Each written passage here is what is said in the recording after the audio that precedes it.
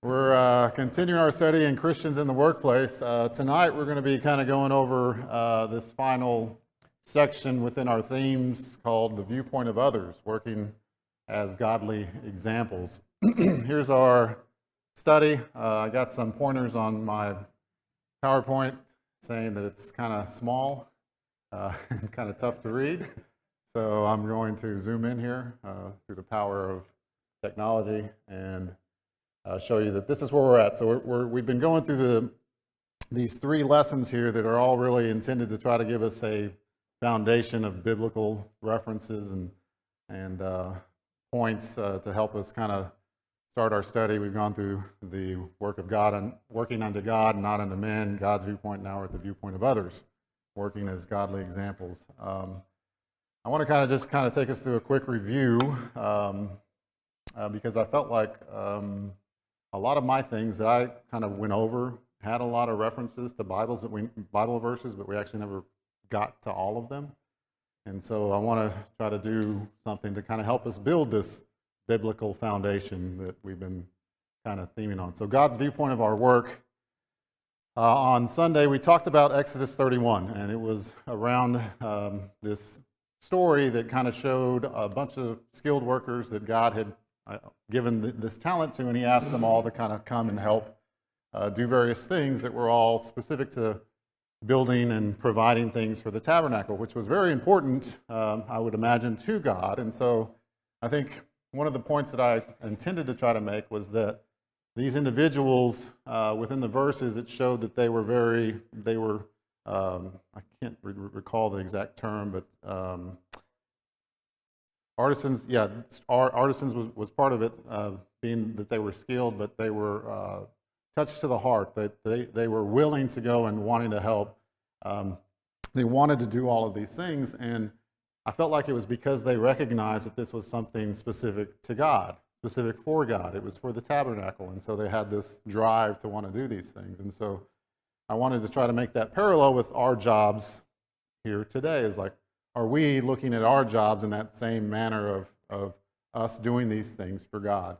The other thing that we kind of went through was I asked the question, why do we work? And I wanted us to kind of think about it not in a biblical sense, but more of a just human, why do we as individuals, as people want to work? And here are all the results that we had.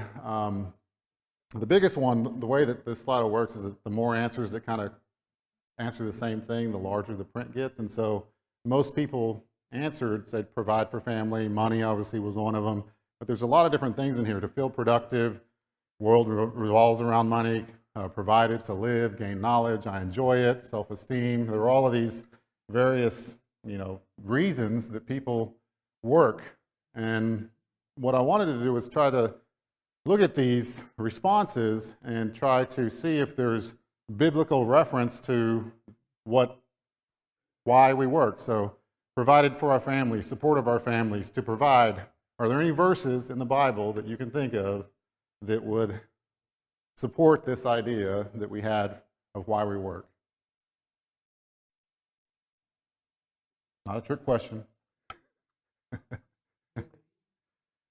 You don't eat? What was? If you want to eat, you should work. All right. Summarizing for sure. The one that I picked about providing for families is 1 Timothy 5, verse 8. It says, "But if anyone does not provide for his own, and especially for those of his household, he has denied the faith and is worse than an unbeliever." And I felt that kind of went well with just this idea that we have, which was the main one that got picked during that Slido presentation, was that we want to provide. We want to provide for our families. We have families. We want to provide for ourselves a lot of times. And, as we have larger families, have more kids, we want to provide. We want to support our families. The next one, if this works, not to steal, to support ourselves and family, to give, to make a living and contribute to society. These were quotes that you guys gave. Are there any verses in the Bible that we could reference that would support this idea to make a living and contribute to society that you guys can think of? I can't find the citation, but he tells us the word in order for us to be able to share. To work, to share. Yes, Daniel?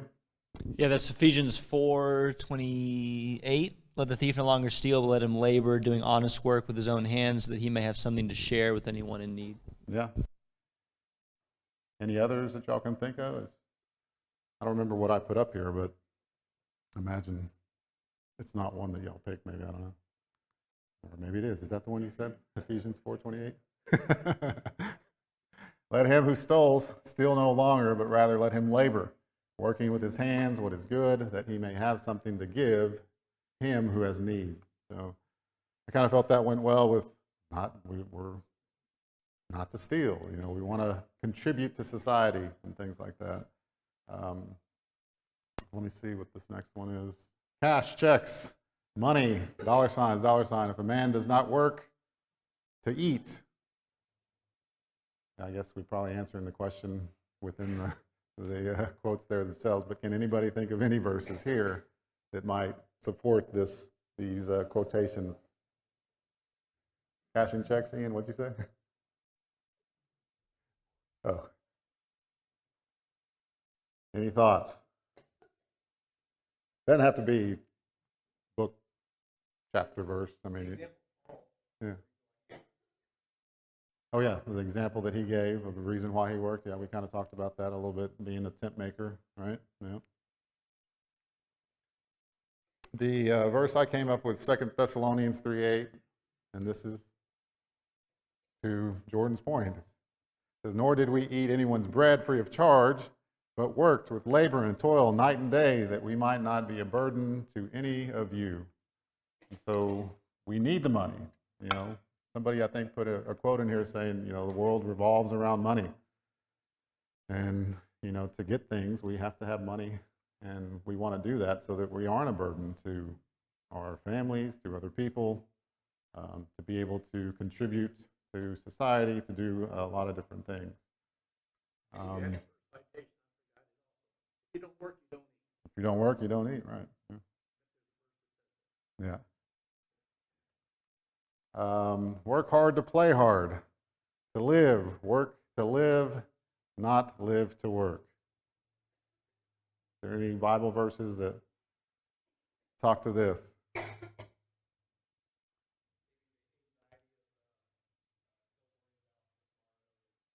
Yeah, that's a good one. Not to worry about tomorrow, John. I'd like to pick a fight. You'd like to pick a fight. I'm not wanting to fight. No, I think you made the point very well last week that from the beginning God worked, and even in Genesis 2, God made man, and the first thing He did was put him in the garden to work it. Mm-hmm. And not that should be your entire life, and maybe that doesn't really go against these statements, but part of life is definitely to work in God's view. Yeah, there were a lot of comments about, I think Brian even said, we were made to work. And work is not always in the sense of, hard labor. It's service to other people. It's service to God. I think Mike mentioned that. It's just a lifelong service. Work hard to play hard. Any other thoughts on verses here that y'all can think of that might, yeah, kind of enjoy it. Mm-hmm. Yep, I can definitely see that. Well, Ecclesiastes 9:10.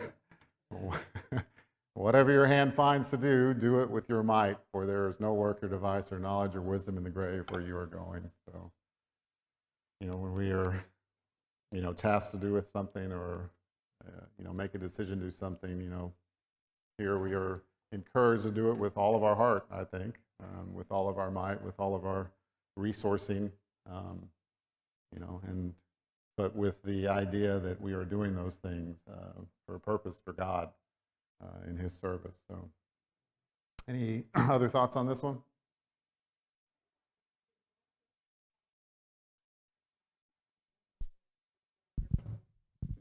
And she did this, and so that she could have people in her, she tried it for the church in her home. Say it one more time. I had it. When Dorcas had a job, and she had a house where she built a thing on, Mm-hmm. outside, a little building on the side, so that, and then they had room for the church in her home. I am not familiar with that. Can anybody help provide context on that story?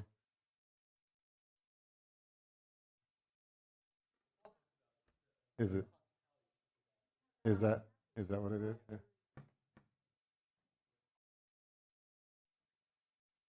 So there was a story about somebody that had a house on the side that provided the hospitality. Is that what it was? Sorry, I'm not that familiar with that one.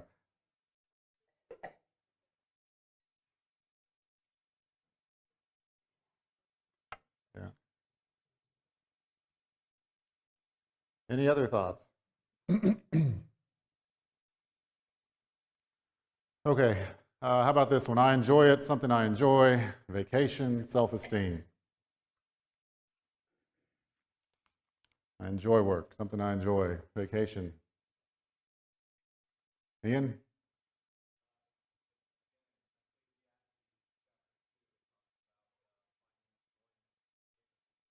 Mm-hmm. Yeah. For sure. Yes, David.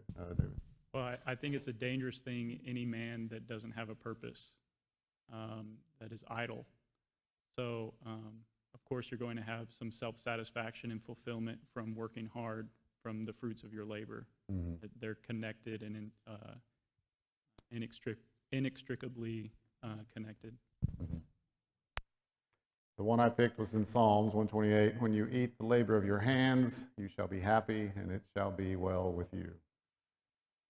And there's just, when I kind of read that, I didn't think of really anything like scriptural is more labor intensive. It's like I've gotten to the point to where I have the ability to pay somebody to do my lawn, but whenever I do it myself and I go through the process and sweat and look back and see that nice, clean grass, and it's just satisfying almost. It's just, and I kind of thought of that when I said eat. It's not that I'm eating the grass or anything, but eat the labor, you shall be happy. It's like some sort of satisfaction in that labor. I'm weird, I guess. I don't know. Let's see, a couple more, sorry. To feel productive, experience, to engage our brains.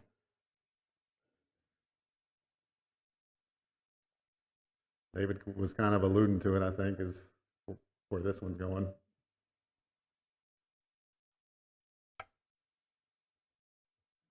Daniel? And just in general, David mentioned idleness. I mean, there's warnings against being idle. In fact, that same passage in 1 Timothy 5 is about supporting widows who are in need and have the character, worthy of the church's support.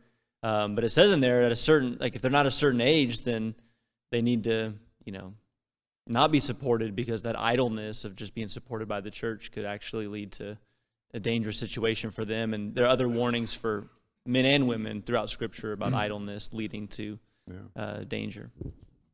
Yeah.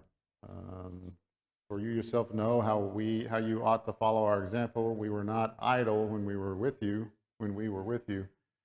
We hear that some among you are idle and disruptive. They are not busy. They are busybodies.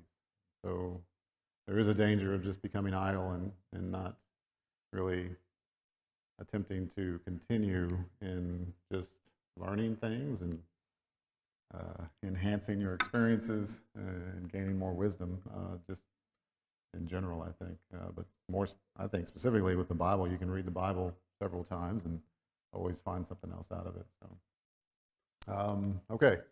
The other biblical foundation was one around our viewpoint around work unto God and not unto men. Now this one, I know that this was Doug's class, and I did see this in your PowerPoint, Doug, and so I know it was referenced. I don't know, we actually talked about it a lot because we had a lot of conversations and stuff, and I think we may have looked at it a little bit, but I did want to just kind of throw it up here because it does kind of give us, I think, some good context of how, from this biblical foundations theme or idea that, we should be, our viewpoint should be working unto God and not unto men. And so if you think about how we should be as servants, what kind of respect that we should have for the people that we work for. We should have this obedience, this fear and trembling, the sincerity of heart. I kind of struggle with this fear and trembling when I think about how I should respect the people of authority. But I think I know the idea here is just to treat them with respect, I think, and to have the sincerity of heart with everything that you do for them. In this particular verse, I'm going to ask the question, which is one of the questions in this thing. It's like, what type of, what are some improper reasons given in this passage for which an employee would work hard on the job? What are some improper, to look good? The eye service, yeah. The eye service, the men pleasers. I think sometimes we can always try to just try to satisfy our bosses and the people that are ahead of us so that we can gain that the opportunities that we want within our jobs. And sometimes having that sort of those priorities, I think, can lead to incorrect ways that we look at how we attain those things. And so it's kind of referenced here, not with eye service as men pleasers, but how should we act? We should be doing with goodwill, doing service unto God and not unto man. So just wanted to kind of quickly re-emphasize, I guess, this viewpoint real quick. The other side of it is just not as an employee, but also as the masters, the actual bosses, the supervisors. We have responsibilities as well to give your bond service what is just and fair, knowing that you also have a master in heaven. And so there's ways that we, as people in authority, should treat those that are with us. And so it goes both ways. Any thoughts or questions about this one? Yeah. And his efforts in the workforce, and how he was rewarded, as well as how he did so well for the king that he was under. Mm-hmm. And then on the second part, I think of the New Testament parable of the forgiven debt, and then they go out immediately and request debt to be paid for after that kindness. So I think of those two examples. Yeah, good ones. Okay, so now we're here finally in tonight's class.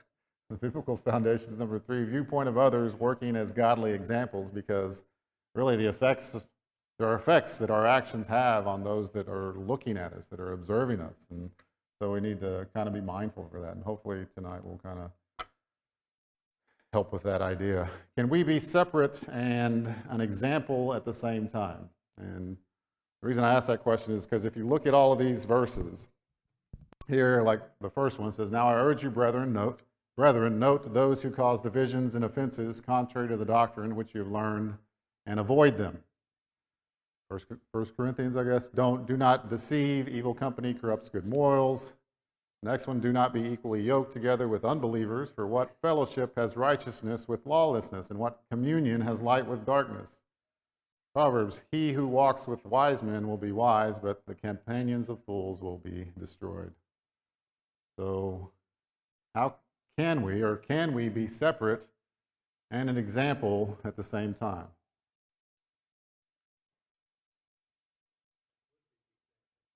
That would be the example? What do you mean?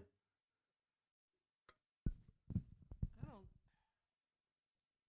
be thinking off the cuff here, but just in my social relationships, I have found, not deliberately, but ultimately after I became a Christian, my friends were within the church and not within the neighborhood or other associates. That's just the way it was. That's who I associated with. Mm-hmm. But you're to keep yourself separate from engaging in the activities that the world engages in and your fellow employees engage in, and in particular your peers, where the temptation would most occur, not with your boss or your subordinates, but your peers, your equals. Those would be your friends. And you got to work with them, and that way you're not separate. In the same way, God tells us that we are in the world, but not of the world. You are in the workplace, but you are not to engage in the activities they engage in. So you're separate in that sense, not physically, though. Yeah.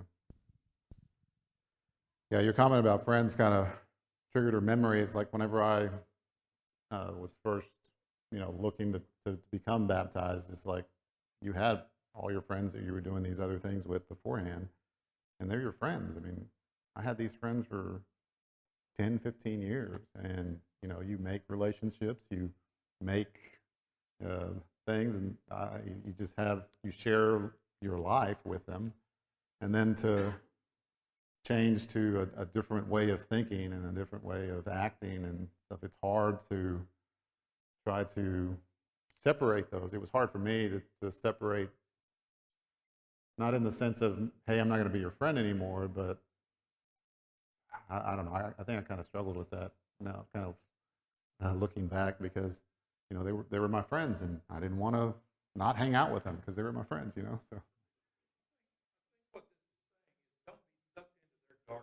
Mm-hmm.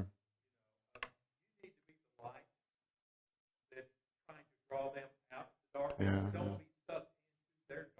Mm-hmm.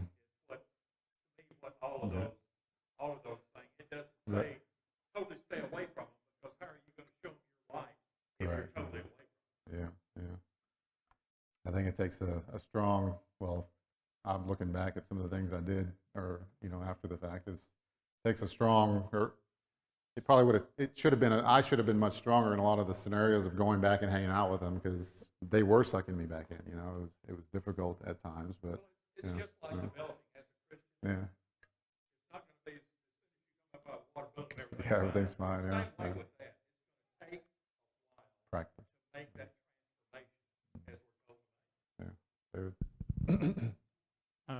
I don't want to take anything away from kind of the themes we've been latching on to, but I feel like we've been hovering in this realm of talking about coworkers who engage in vulgarity or coarse jesting, or maybe go out drinking and stuff. And yeah, that's all true. And we can lead in that way. But to me, that's kind of like, and I'm not trying to undermine the point. To me, that's kind of like the surface level, like milk. There's way more opportunity, in my opinion, to be a light to the people in your workplace by how you work, how you treat people, how you talk to people, and the example you lead, and all those things. How you speak to your manager, how you honor your manager with good work, how you're willing to help whenever there's help, how you call somebody and then spend an hour with them on the phone digging into their problem, and it's taking up part of your day, and you gain a reputation as somebody who's always willing to help no matter what, somebody who's willing to teach, someone who works hard to become really good at what they do, and then is really willing and eager to then teach other people in the office, high integrity. All of these things are skill sets to me that you're not even proselytizing the word of God, but your character is speaking who you are as a person and just your everyday actions, which is way more so than you didn't laugh at a silly, coarse joke, which I probably did this year, actually, which isn't good. But I feel like those other things are like the deeper points, Yeah. Yeah, I feel like that's like level one of shining your light. Because I feel like that could almost get mixed in with just nice people. There's just nice people and out there, but, there is a certain, once you get past that level of, okay, he's just a nice person, I mean, then you get to that next level of, I'm a Christian and things like that. I could say that at least 2 or 3 people in my career working with the city call me Father Ryan. Okay?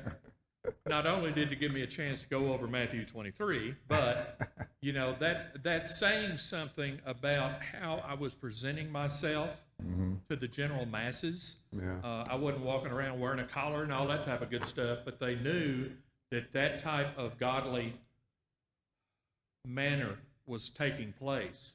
Without any encouragement from me, that's just who I was and how I was. And I think so many times in this particular situation that, being the light should be your everyday life, should be how you're living every day, not something as you get into it. Now, you have to consciously make a decision up front, but as you get into it, it should be who you are and how you're living. That's the light that we're talking about that will lead people to Christ. and you might not even know what type of influence you're having on them. I didn't know these two particular people. You know, I didn't think I was doing anything to throw that mantle across me. But, you know, it's just the way you worked and how you went about your business that they realized was in a godly manner. Yeah. Shannon told me she's not here, so I'm not won't embarrass her, but she told me that when she quit her job, her boss said, as she was leaving, she said, you're such a light to us all. And they actually called her mom because she was kind of the more responsible one, and you know, she would always have to create all of these activities and parties and stuff for shows and things like that. But she was like the mom, I guess. There, it was just the way she handled herself, the way she worked, and in a way, she was just that light, I guess, to them. Anything else before I move on? Okay.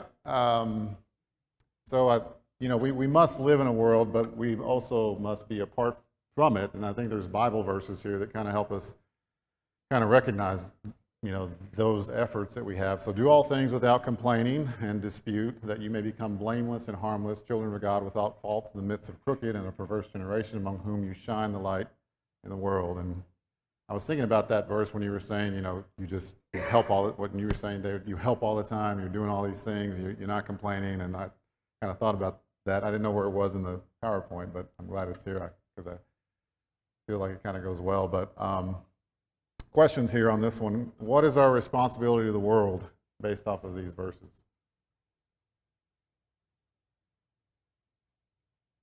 Pretty easy, I think. Just shine his light, yes, right? Yeah, what are the actions that we are to take and the character that we should have based off of these verses? Speak as the oracles of God.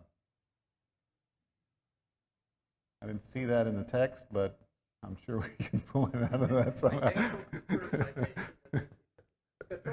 Control, yeah.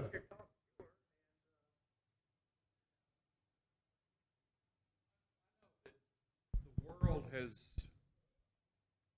taken the phrase, what would Jesus do, and kind of make a joke out of it. Oh, yeah. But really, that's not a bad thing if you sit down and think of that before you're taking any actions or making any speeches or whatever it might be, talking to people, is that how would he handle this situation? What would he do in this situation? So we kind of take it as a flippant saying, but really there's a lot of meat to that if you apply it to your life. Yeah. If you're patient enough to sit there and ask yourself that question before you respond, yeah, definitely a good question to ask. Right. And I think Albert. I think 1 John chapter 3, somewhere around verses 8, 9, and 10, it says, how do you determine who are the sons of God? Those who practice righteousness. And that's how we are to conduct ourselves in this world. And then by practicing our righteousness and speaking righteously, that's how the call of God, the gospel, gets out, and people in the world are therefore saved. Yeah, for sure. Yeah. Mr. Albert? So I have a question for those that graduated after 1990 in academics or in school. What? You talking to me? He called me over. So nothing was shared or discussed in our classes of marketing or business about working and cooperating in the workplace. I'm curious what's going on in the curriculum out in orientation at new jobs. So I would ask folks that are younger than me and graduated after 1990 just to kind of share insight what's going on in the classrooms and or at the workforce, because I'm fortunate it's been a long time since I looked for a job. So I'm curious how much cooperation is coming and or how much opportunity to stand taller than what it was when I entered the workforce. Angel, you want to take that one?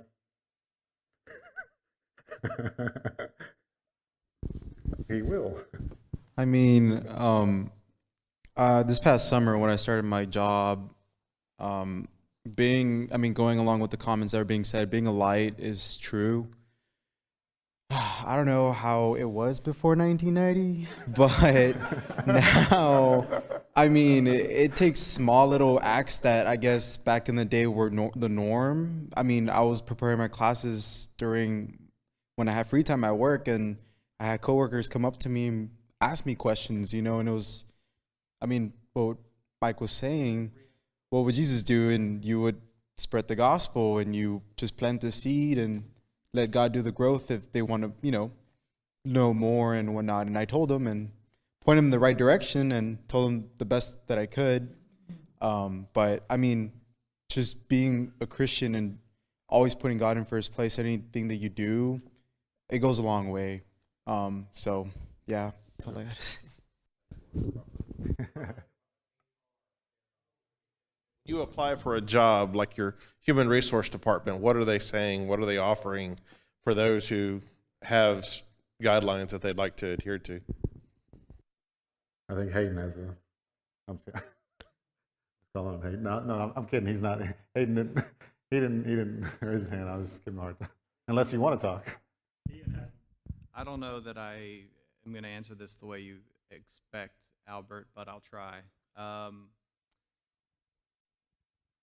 In terms of orientation in today's world, like I went through an orientation a little more than a year ago. So it's all about inclusivity. It's all about accepting what everybody else believes to be true as true in your life as well. So you kind of have to tiptoe around a lot. There's going to be a lot that you hear in an orientation where you have to be accepting and compliant and sometimes supportive, or are told to be supportive of things that you believe that you do not follow or believe should be done spiritually. People can be whatever they want to be these days. Say it and it's true, right? That it doesn't have to be backed by science or logic. It can just be said, and we have to accept that. So I feel like as a Christian in the workplace today, you're being taught in a lot of these newer organizations that inclusivity is the most important thing. Nobody should feel excluded for any reason, be it your gender, your religion, your sexual preference, the way that you look, talk, the bathroom you want to use, et cetera, et cetera. So it's very hard as a Christian to figure out in the whirlwind of all of that, how do I stand up for my beliefs and be a light and not just be completely shunned and shut down and not listened to. So you have to really tiptoe and kind of I think you play the long game with being able to be a light and be a Christian and like David alluded to earlier, through your actions and how you honor people and you care for people over the long term, people will I think a door of opportunity will present itself. But that's not our job, that's God's job. We just have to honor God in our work every day, day in and day out, and do our best. And I think those opportunities will come. We just have to be patient enough. For sure. Yeah. Anybody else? Okay. What was this question? What would that character actually stand out in the workplace? And I think we've kind of answered that question. I mean, that's the intent, that we would stand out, that we would be separate, that we would not, play the norm. Daniel? Yeah, but this verse especially gets back to thinking what David was saying. I mean, complaining is just like natural human behavior. Mm-hmm. I know that's like, exponentially worse in a workplace. When I was a school teacher, I mean, I think school teachers are probably particularly bad about grumbling and complaining, but I imagine that's true, in any profession. So even, just the attitude that you have, the willingness, the eagerness, like David said, and that is going to stand out, because that's just something that is so different from the way any kind of work we're asked to do. We grumble and grunt and, drag our feet and all that. And Christians, that's a very different example, according to these verses here. Yeah. I've had experience with some of the younger kids coming into the workplace that they feel entitled to have this level of idleness. It's like, hey, I'm here. I've been here a year. You need to move me up. For what? It's like, what have you done? And it's just, I don't know. Complaining was what I was thinking of. But Anything else? Okay, 1 Peter chapter 2, Beloved, I beg you as sojourners and pilgrims, abstain from fleshly lusts, which war against the soul, having your conduct honorable among the Gentiles, that when they speak against you as evildoers, they may, by your good works, which they observe, glorify God in the day of the visitation. And so the question here, how does Peter tell us here that we are to live in the world and live a part of it?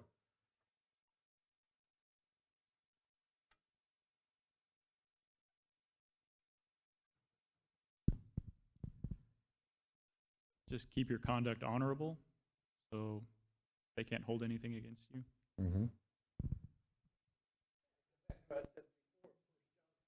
Mm-hmm.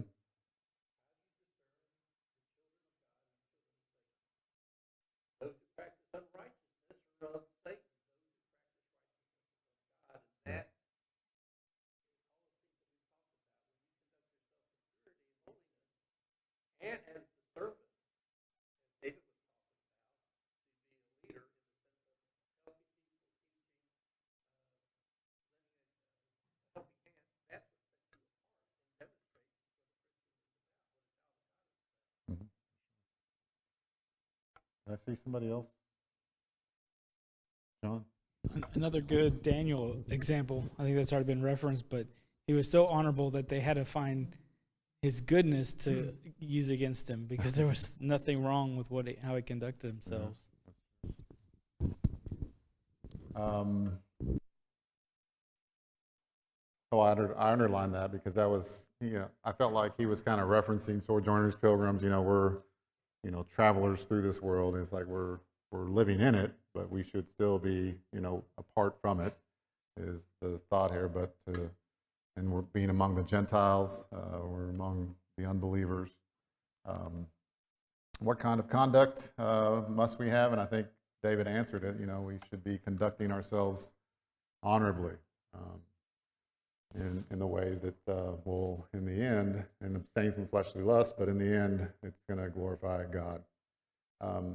How does this last part of this verse, somebody explain to me, how will they glorify God in the last day by observing you? It says, by your good works, which they observe, glorify God in the days of visitation. Is that what it's, somebody explain that to me? Because when they speak against you as evildoers, they may, by your good works, which they observe, glorify God in the day of the visitation. What does that mean to anybody? Works and the way you conduct yourself. So what if it leads them to have a relationship with God the Father? And then if that's the case, then they have every reason to glorify that you were in their lives in some capacity. Yeah. Any other thoughts on that verse?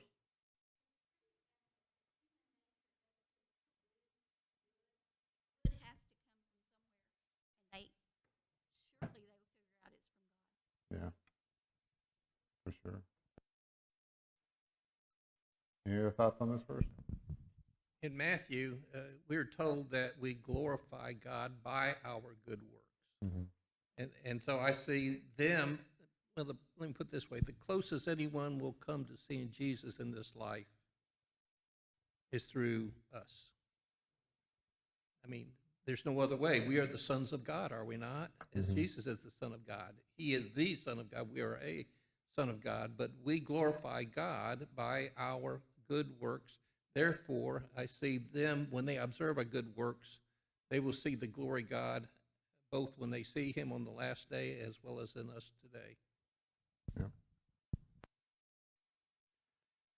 5 minutes. Anything else on this one? All right. I had a couple more questions on this, I think. What may be the initial result or reaction from our coworkers when they see our example? Is it always positive when they see us and the way that we're conducting ourselves? Does everybody always say, man, that guy is a good person? Annoyance? Anything else? Too good to be true? Yeah. Outcast. Wow.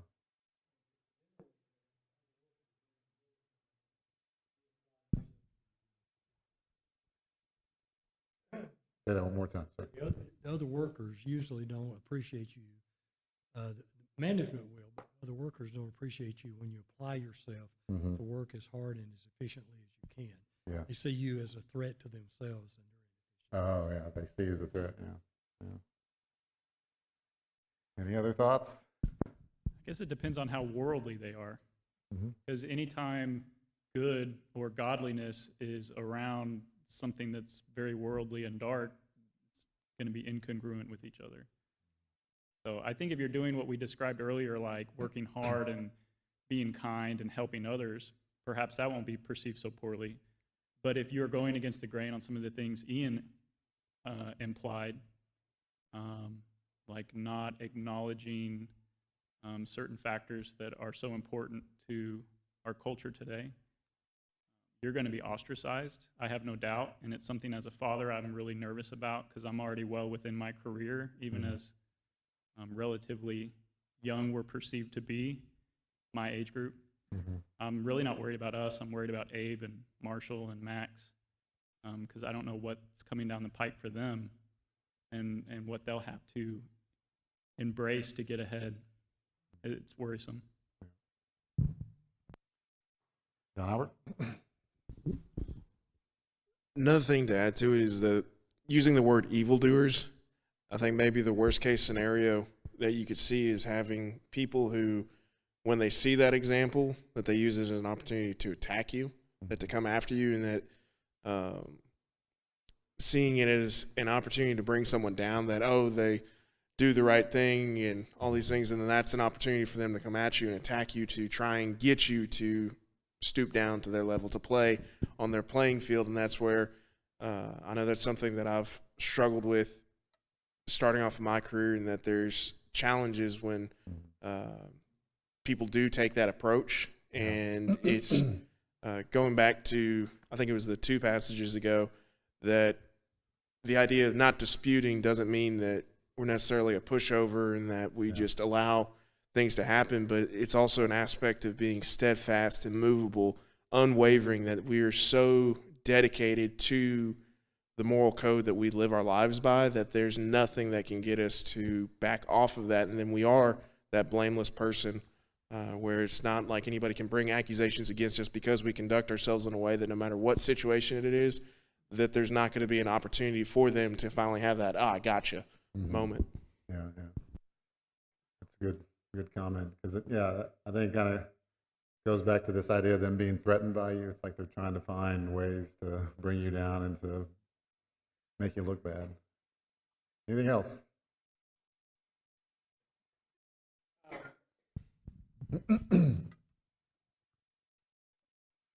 Obedience to God means that we don't engage in the thou shalt nots, unrighteousness, but that we walk in the thou shalts, that is righteousness. Holiness, righteousness, and purity is a beautiful thing. We just keep ourselves away from the unrighteous deeds, which is where we can engage with the fellow employees in the workplace, but we conduct ourselves in the beautiful way. And I think if you approach this properly, so that they can see the beauty of your behavior, you will be spared a lot of the angst and anguish in the workplace. They will respect you. I had several other things, but that's the bell. So we'll continue. I think the next topic is pride and competition on Sunday. So thanks for all your comments.